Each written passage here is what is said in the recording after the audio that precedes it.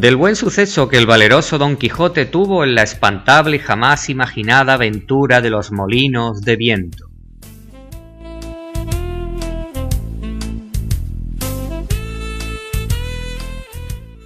En esto descubrieron 30 o 40 molinos de viento que hay en aquel campo, y así como Don Quijote los vio, dijo a su escudero: «La aventura va guiando nuestras cosas mejor de lo que acertáramos a desear, porque ¿ves allí, amigo Sancho Panza, donde se descubren 30 o pocos más desaforados gigantes, con quien pienso hacer batalla y quitarles a todos las vidas, con cuyos despojos comenzaremos a enriquecer?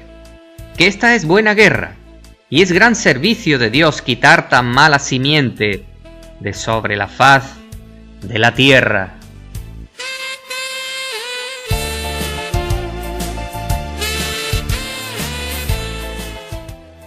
«¿Pero qué gigantes?», dijo Sancho Panza. «Aquellos que allí ves», respondió su amo, «de los brazos largos, que los suelen tener algunos de casi 2 leguas». «Mire vuestra merced», respondió Sancho, «que aquellos que allí se aparecen no son gigantes, sino molinos de viento, y lo que en ellos parecen brazos son las aspas, que volteadas del viento hacen andar la piedra del molino». «Bien parece», respondió Don Quijote, «que no estás cursado en esto de las aventuras.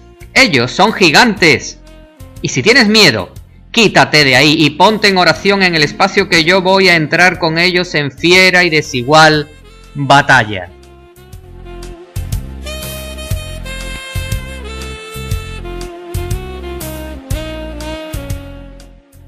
Y diciendo esto, dio de espuelas a su caballo Rocinante sin atender a las voces que su escudero Sancho le daba, advirtiéndole que sin duda alguna eran molinos de viento y no gigantes aquellos que iba a cometer, pero él iba tan puesto que eran gigantes que ni oía las voces de su escudero Sancho ni echaba de ver, aunque estaba ya bien cerca lo que eran. Antes iba diciendo en voces altas: «Non fullades, cobardes civiles criaturas, que un solo caballero es el que os acomete».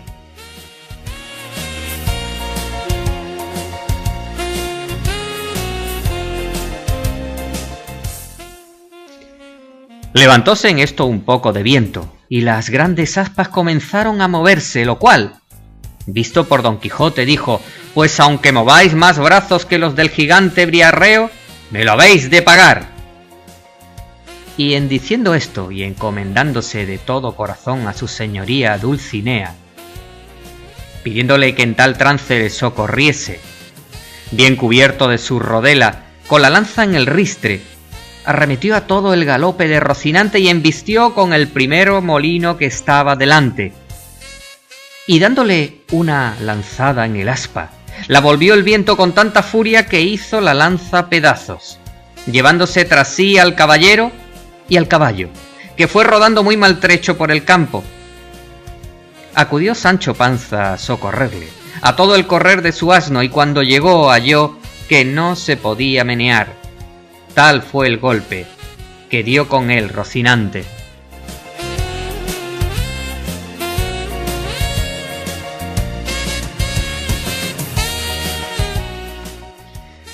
«Válame Dios», dijo Sancho, «no le dije yo a vuestra merced que mirase bien lo que hacía, que no eran sino molinos de viento, y no lo podía ignorar sino quien llevase otros tales en la cabeza». «Calla, amigo Sancho», respondió Don Quijote, que las cosas de la guerra, más que otras, están sujetas a continua mudanza. Cuanto más que yo pienso, y es así verdad, que aquel sabio Frestón que me robó el aposento y los libros, ha vuelto estos gigantes en molinos, por quitarme la gloria de su vencimiento. Tal es la enemistad que me tiene, mas al cabo han de poder poco sus malas artes contra la bondad de mi espada.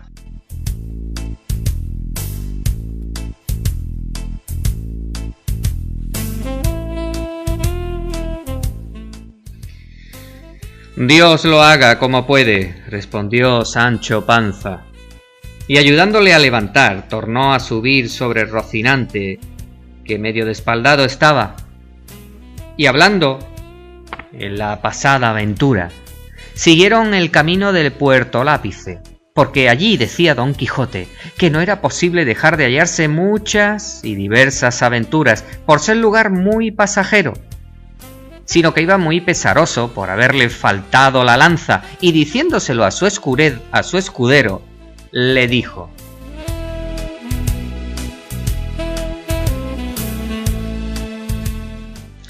yo me acuerdo haber leído que un caballero español llamado Diego Pérez de Vargas, habiéndosele en una batalla roto la espada, desgajó de una encina un pesado ramo o tronco, y con él hizo tales cosas aquel día y machucó tantos moros, que le quedó el sobrenombre Machuca, y así él como sus descendientes se llamaron desde aquel día en adelante Vargas y Machuca.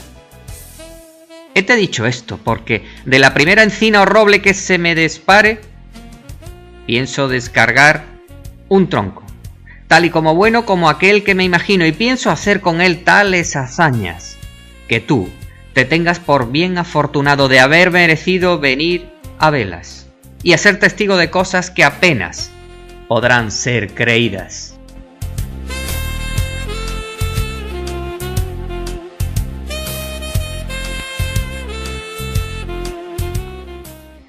A la mano de Dios, dijo Sancho, yo lo creo todo, así como vuestra merced lo dice, pero enderécese un poco, que parece que va de medio lado y debe de ser del movimiento de la caída.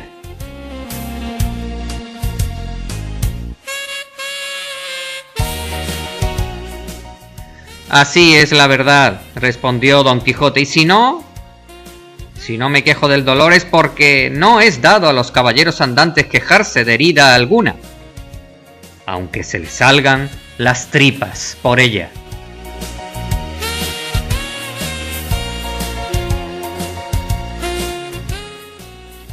Sí, eso es así, no tengo yo que replicar, respondió Sancho, pero sabe Dios si yo me holgara que vuestra merced se quejara cuando alguna cosa le doliera. De mí sé decir que me he de quejar del más pequeño dolor que tenga. Si ya no se entendiese también con los escuderos de los caballeros andantes eso del no quejarse. No se dejó de reír Don Quijote de la simplicidad de su escudero, y así le declaró que podía muy bien quejarse como y cuando quisiese, sin gana o con ella, que hasta entonces no había leído cosa en contrario en la orden de caballería.